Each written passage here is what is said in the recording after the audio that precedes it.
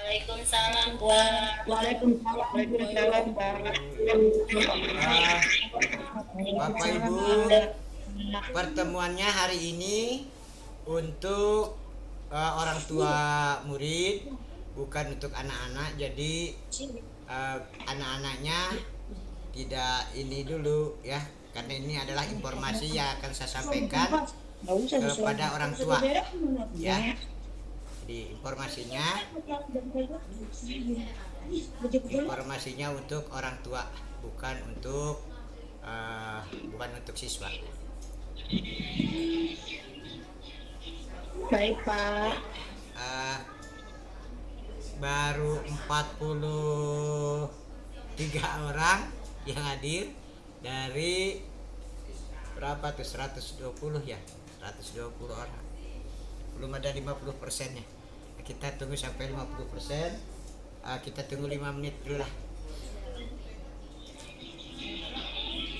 Kenapa dimatiin?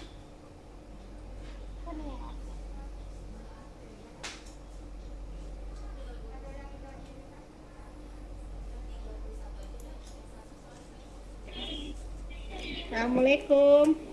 Waalaikumsalam. Assalamualaikum. Waalaikumsalam. Muhammad Kamil Al-Ghazali, Pak, hadir. Yo, silakan Bu, tunggu ya, sebentar lagi. Kalau udah ada 50 kita mulai. Siapa?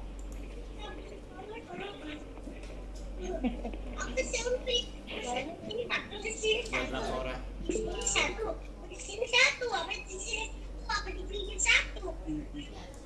Empat, 6.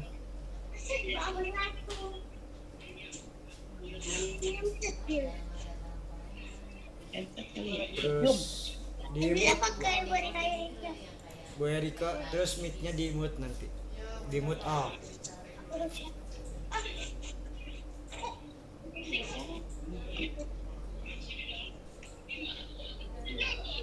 Assalamualaikum, Pak.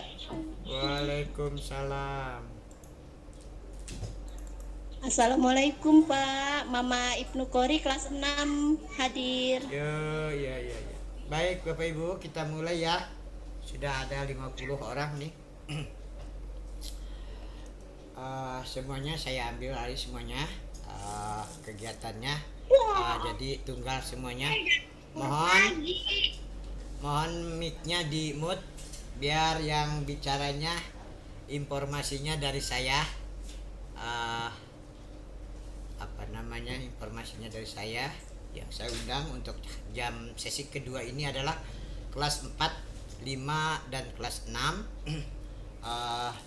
Saya harap Bapak Ibu mendengarkan apa yang saya sampaikan, supaya informasinya datangnya hanya dari sekolah, bukan dari orang lain.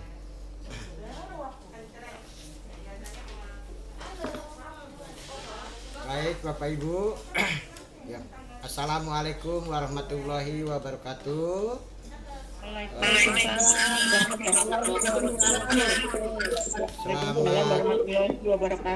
Selamat siang, salam sejahtera buat kita semuanya. Alhamdulillahirrahmanirrahim. Wassalatu wassalamu ala asrofil anbiya'i wal mursalin Sayyidina wa maulana Muhammadin wa ala alihi wa sahbihi ajmain, amma ba'du. Puji syukur kita panjatkan pada Allah Subhanahu wa taala bahwa pada hari ini kita selalu dalam keadaan sehat walafiat. Bapak Ibu, enggak teriak, saya langsung ngomong.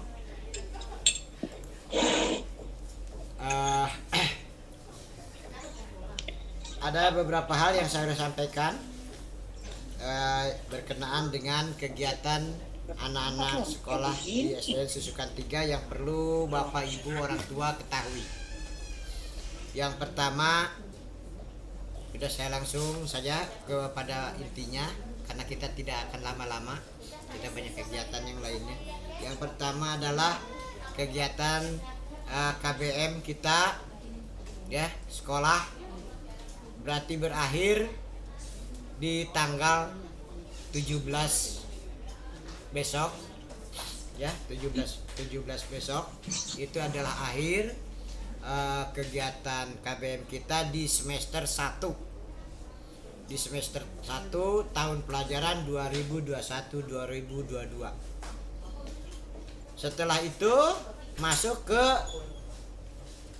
semester kedua di bulan Januari tahun depan. Ya. Yang pertama itu tadi. Ya, penetapan rapotnya tanggal 17 Desember. Pembagian rapot yang kedua, pembagian rapot yang semula dijadwalkan tanggal 17 Desember ya, sesuai dengan kalender pendidikan, diundur menjadi tanggal 3 Januari 2022 bersamaan dengan hari pertama masuk sekolah. Ya, gitu. Jadi saya ulang lagi. Jadi jangan sampai ada yang nanya lagi nanti kapan bagi rapot. Bagi rapot dilaksanakan tanggal 3 Januari 2022. Jadi diundur. Yang tadinya kita rencanakan besok mau bagi rapot tanggal 17. Tapi ada edaran Kepala Dinas nomor 84 bahwa kegiatan pada akhir semester ganjil tahun pelajaran 2021-2022 ya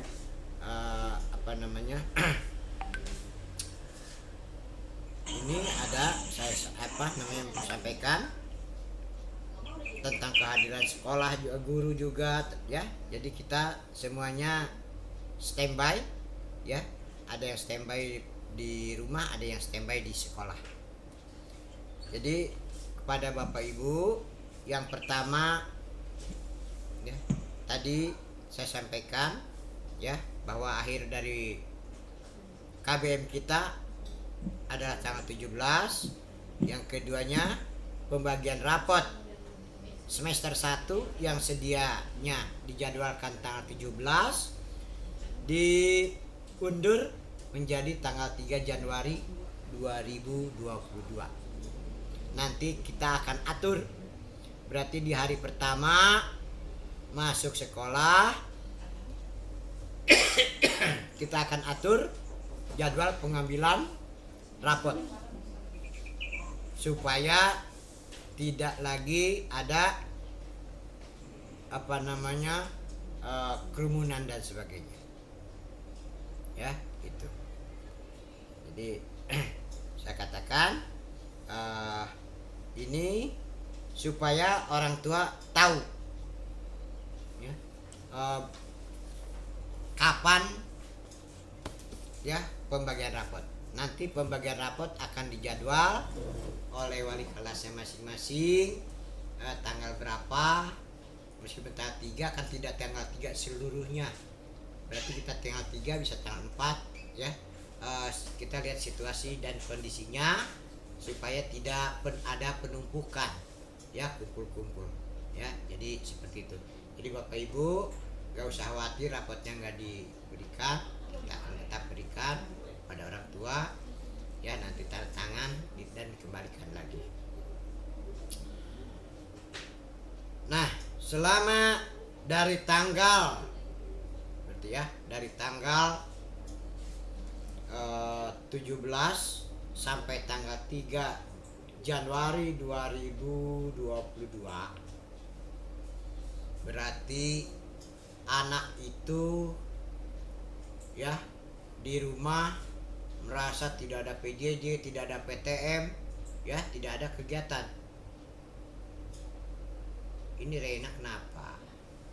Tidak ada PTM, tidak ada PJJ, akhirnya anaknya ngaur, main kesana kemari, akhirnya sakit. Ya, apalagi musim hujan begini. Untuk itu saya mengharapkan kepada orang tua di masa tidak ada PJJ dan PTM bukan berarti libur belajarnya, tetapi tetap stay belajar di rumah dengan tentunya bimbingan dari para orang tua. Nanti mungkin sekali-kali ada tugas dari Bapak Ibu guru selama liburan itu supaya tidak kosong amat anak-anak hari-harinya dari tanggal 17 sampai dengan tanggal 3 itu ya. Kegiatan belajar mengajar serta pendidikan dilaksanakan sesuai dengan jadwal pada kalender pendidikan yang telah ditetapkan. Itu DSE. Ya, itu DSE. DSE-nya seperti itu, surat edarannya seperti itu. Di jadwal kegiatan pendidikannya bahwa tanggal segitu adalah yang biasanya kalau tidak musim Covid kayak begini kan libur ya. Bisa pergi ke sana, bisa pergi ke sini. Tapi karena masa pandemi seperti ini, Bapak Ibu, sekolah mengharapkan orang tua ikut serta mendampingi anak-anaknya untuk selalu belajar di rumah. Diusahakan kalau tidak sangat penting banget, tidak urgen, tidak untuk keluar daerah atau pulang kampung. Ya, Bapak Ibu. Yang bagaimana yang urgen itu, umpamanya ada yang meninggal, ada keluarga yang meninggal, ada pernikahan, ya, keluarga dan sebagainya, itu kan urgen. Tapi itu juga kan tidak, kadang-kadang kita tidak bawa anak semuanya, ya. Kadang-kadang suami istri aja yang pergi ke sana. Nah, itu Bapak Ibu. Jadi diharapkan selama libur ini ya, Natal dan Tahun Baru ya, dalam rangka Natal dan Tahun Baru, tidak ada yang pergi pulang kampung. Tetap stay di rumah, menghindari penularan. Kan itu virusnya virus hantu, Bu ya. Virus hantu itu tidak tahu nempel di siapa, ya kan? Nempel di siapa? Kalau kita ke kampung naik mobil umum atau bawa mobil sendiri, nanti di jalan kita mampir di rumah makan atau beli jajan atau di kampung, yang kita hadapin apa orang itu punya penyakit atau membawa virus atau tidak kan kita tidak tahu, kan gitu kan? Nah, pada waktu itu kita tertular dibawa ke Jakarta, maka di Jakarta lah akan tertular ke yang lain-lainnya. Maka itu tidak ada pengelompokan lingkungan ya. Jadi saya sarankan, sekolah menyarankan ya, untuk liburan kali ini diharapkan orang tua anak-anak SD Susukan 03 diharapkan tidak untuk pulang kampung ya. Gurunya pun di sini ya, nih di sini gurunya ya, pemberian persetujuan cuti pendidik dan tenaga pendidikan di semua satuan pendidikan ditunda selama periode libur Natal. Jadi cuti saja sudah tidak boleh ya, dari tanggal 24 Desember sampai dengan 2 Januari. Artinya tanggal 3 Januari memang sudah harus masuk ya. Nah, jadi begitu. Jadi Bapak Ibu seperti itu. Jadi tolong dipahami ya, tolong dipahami. Selanjutnya, kegiatan yang selama ini dilakukan oleh sekolah,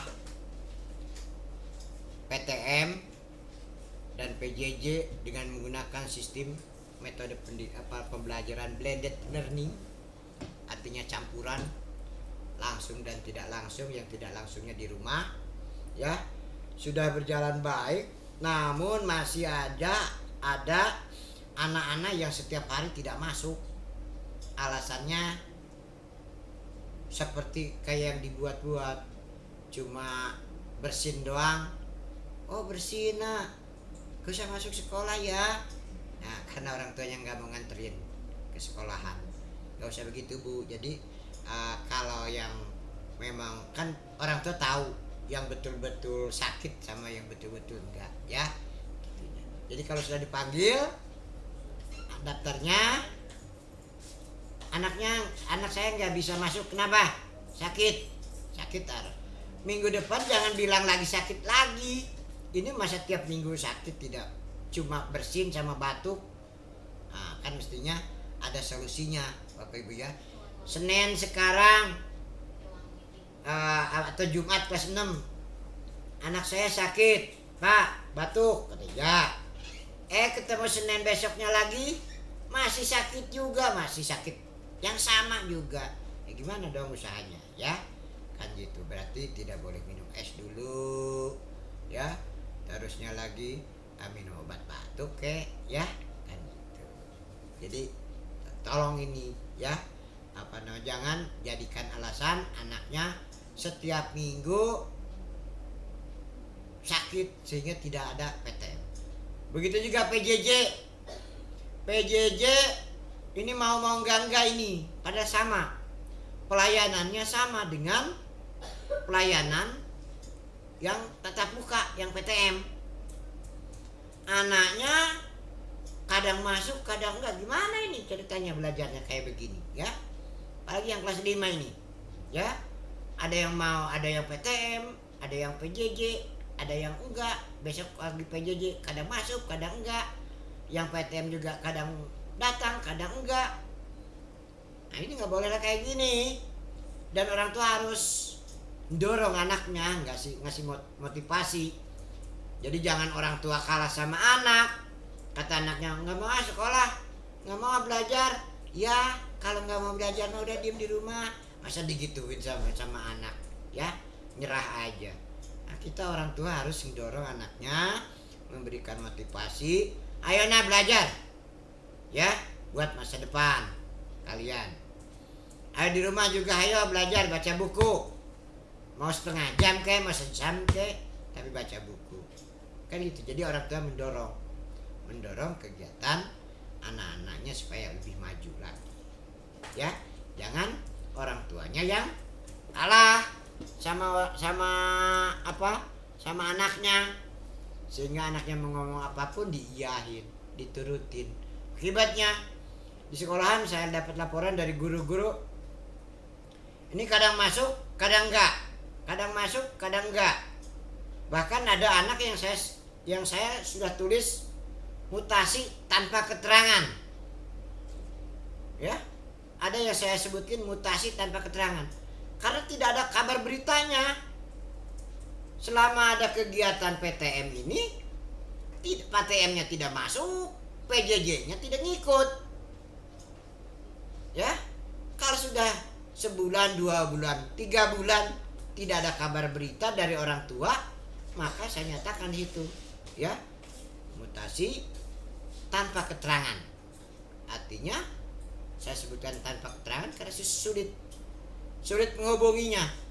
Disuruh wali kelas yang menghubungi orang tuanya, nggak diangkat-angkat. Padahal mau nanya kenapa anaknya nggak masuk, kasih tahu ke wali kelasnya, jadi wali kelasnya tahu. Ntar kalau udah dihapus namanya dari sekolah, baru mencak-mencak, anak saya kan saya belum ngusulin pindah, kok udah dihapus aja. Padahal wali kelasnya nyari-nyari informasi anaknya ada di mana, nggak ada yang tahu, ya. Ada nomor teleponnya cuma berdering doang, nggak diangkat-angkat, ya. Mas sekarang kalian canggih kan, kelihatan situnya berdering, tinggal ngangkat doang itu sama ibu, nggak diangkat-angkat tuh, ya, ditelepon sama wali kelasnya. Nggak boleh gitu bu, ya. Kita anak-anak kita itu dorong bagaimana sih dia supaya mau belajar. Kita sebagai orang tua mempersiapkan anak-anak ini untuk lebih baik di masa yang akan datang. Itu saja, ya. Jadi sekolah tolong dibantu sama orang tua, ya, dalam hal ini, ya. Minimal diantrin, dijemput, udah. Di masa pandemi ini sekolah sudah sedemikian rupa prokesnya, ya. Mungkin jarang di sekolah-sekolah yang lain yang seperti sekolah Susoekarno 3. Saya ilustrasikan.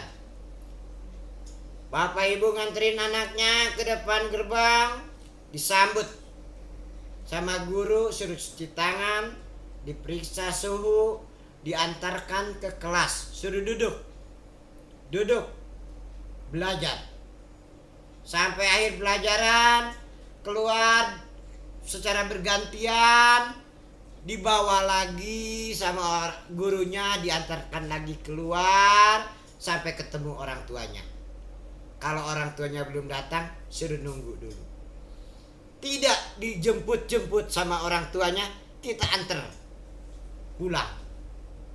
Saking takutnya bahwa anak itu tadi tertular oleh virus tadi.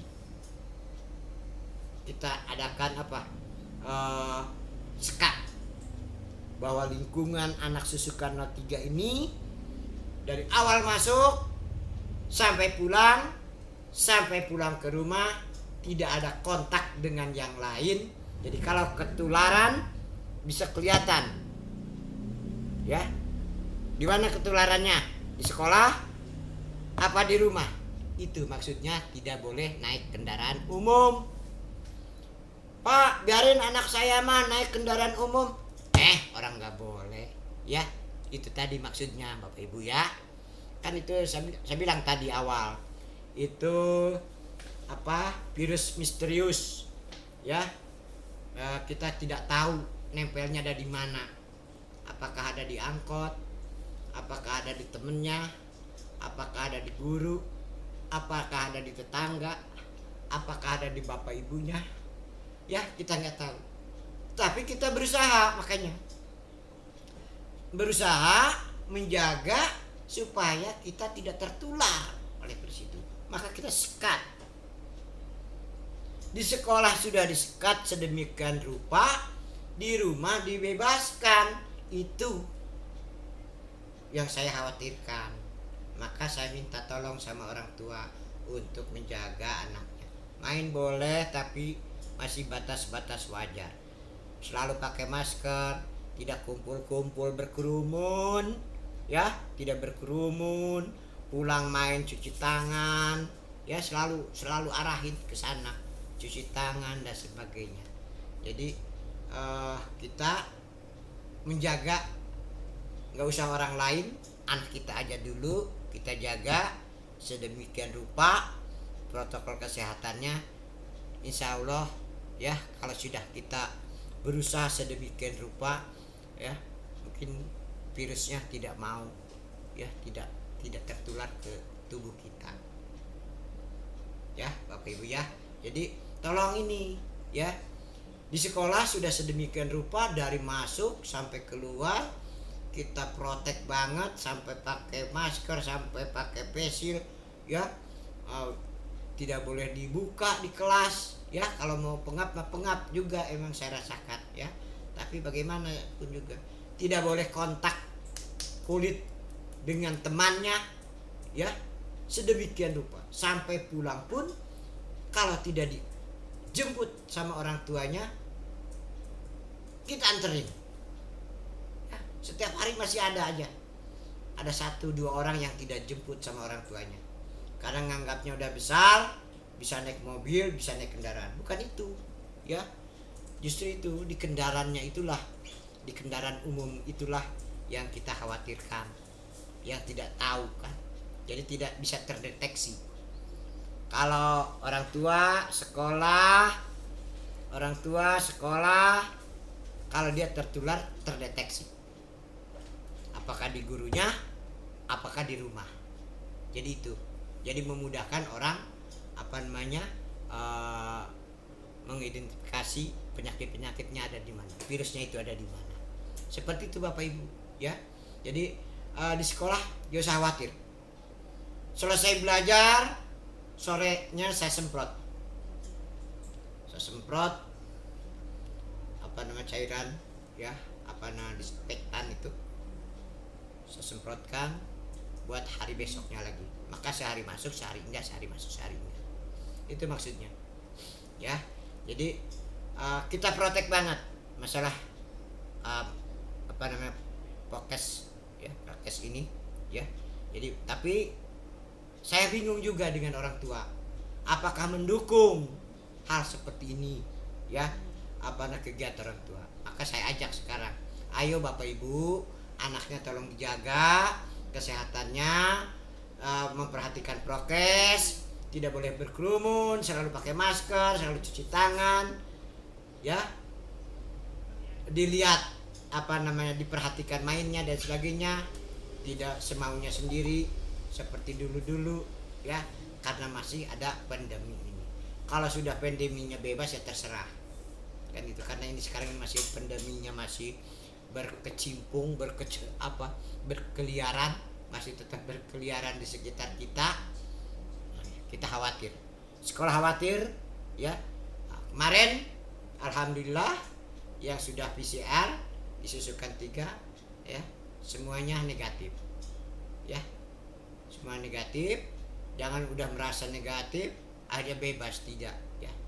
Takutnya itu tadi di situ ya, orang yang sudah beberapa kali PCR aja sudah masih aja yang pada ketularan. Jadi Bapak Ibu itu. Terus yang ketiga, oh iya nih, ada mestinya yang tadi pertama nih. Bapak Ibu yang belum punya anaknya kartu KIA ya, kartu identitas anak, silakan diurus di kelurahan masing-masing dengan membawa fotokopi kartu keluarga, fotokopi akte kelahiran, pas foto 3x4 1 lembar. Bawa.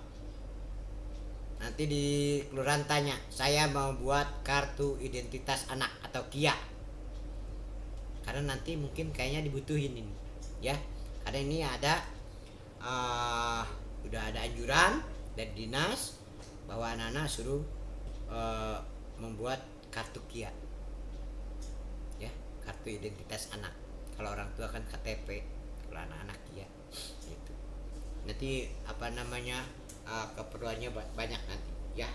Tidak bisa disebutkan sekarang karena kita belum tahu kegunaannya untuk apa, tapi nanti begitu ada kegunaannya seperti itu ya gitu. Oke Bapak Ibu ya itu.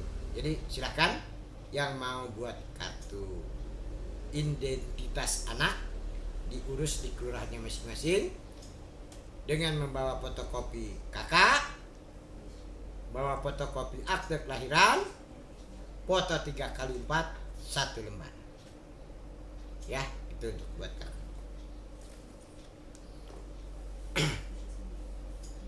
Baik Bapak Ibu, selanjutnya ini yang terakhir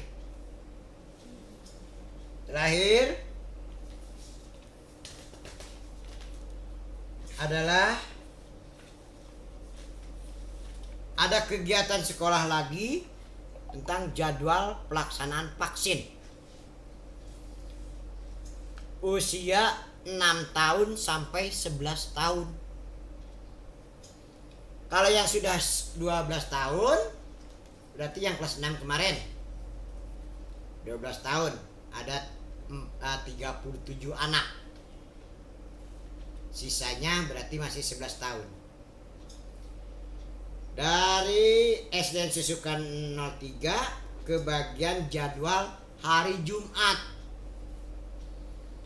Jangan pula pas hari Jumat tidak pada mau datang. Nah, kan gitu kan? Karena ini perlu buat kita. Jangan ditanya, memang Pak wajib. Waktu kayak udah vaksin kemarin, ya vaksin COVID anak kelas 6 tuh, yang umur 12 tahun ke atas. Emang itu wajib Pak, harus divaksin anak-anak SD. Saya bilang, tidak wajib. Tapi nanti anaknya suatu saat nanti harus masuk ke dalam komunitas anak-anak yang sudah divaksin. Kan gitu kan? Nah, jangan sampai nyalahkan sekolah nggak pernah memberikan informasi masalah ini. Ya, bahwa ini adalah kebutuhan masyarakat, pemerintah menyediakan kebutuhan masyarakat itu. Ya, kita yang perlu. Ya, jadi kita yang perlu. Dalam hari ini puskesmas yang menyediakan peralatannya ya. Vaksin ya, kalau sudah vaksin ya udah pikirannya udah kemana-mana. Wah, nanti anak saya begini, anak saya begini. Ini anak kalau kemarin ya mungkin ya ada yang dosis tinggi, dosis seginilah, dosis begitulah, karena bapak ibu lihat informasi di YouTube yang simpang siur ya. Ini khusus anak umur 6 sampai 11. Kalau kemarin untuk anak yang umur 12 tahun sampai 19 tahun ya, berarti kelas 6 sebagian, ada yang bagian kelas 5 sampai ke SMA. Itu sudah tuntas. Yang belum divaksin adalah anak kelas 1 SD sama kelas 5. Nah, kebagiannya SD Susukan 03 di hari Jumat besok. Bapak Ibu anaknya nanti datangnya sesuai dengan jadwalnya. Nih, kalau kelas 1 tadi udah, kelas 2 udah, kelas 3 udah.